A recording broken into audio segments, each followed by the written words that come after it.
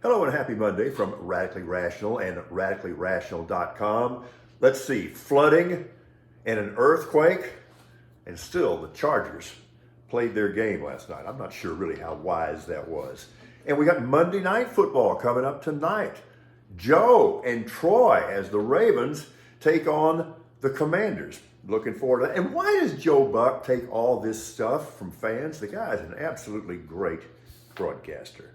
Okay, so who's going to be on the stage Wednesday night in Milwaukee? The Seven Dwarfs? I don't get this. How can you challenge Trump if you won't take him on? Of course, one person will, that being Chris Christie, who has both the brains and the huevos to do this. Trump is still vulnerable despite his enormous lead in the polls right now, and Christie is just the guy to land some body blows. Trump is vulnerable, but only if his challengers will stop kissing his posterior. Cowboys likely are going to have to go linebacker shopping now because it's confirmed that rookie third-round draft pick from Texas, DeMarvion Overshown, suffered a torn ACL in that preseason loss to the Seahawks. This is a major buzzkill for the Cowboy defense because they were already very, very thin at linebacker.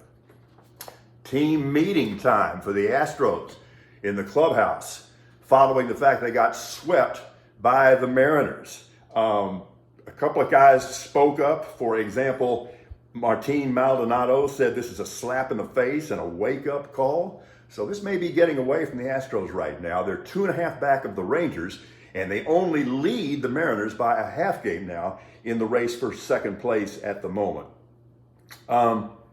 I don't know that I've ever seen a better back nine in golf than the one turned in yesterday by Victor Hovland, a 28 on the backside.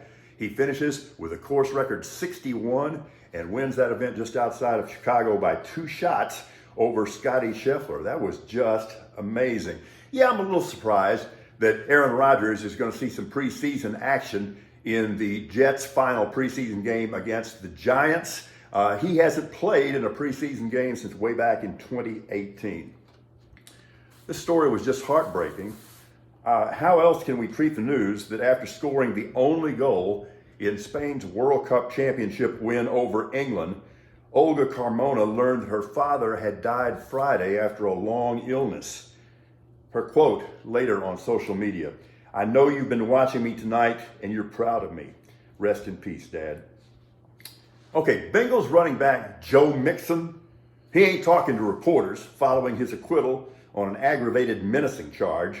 Mixon says he was treated, quote, disrespectfully and has placed Sports Illustrated, the Cincinnati Enquirer, Pro Football Network, and ESPN on his media shit list. My question, can journalism survive with nothing being said by Joe Mixon? I wonder. Monday it is.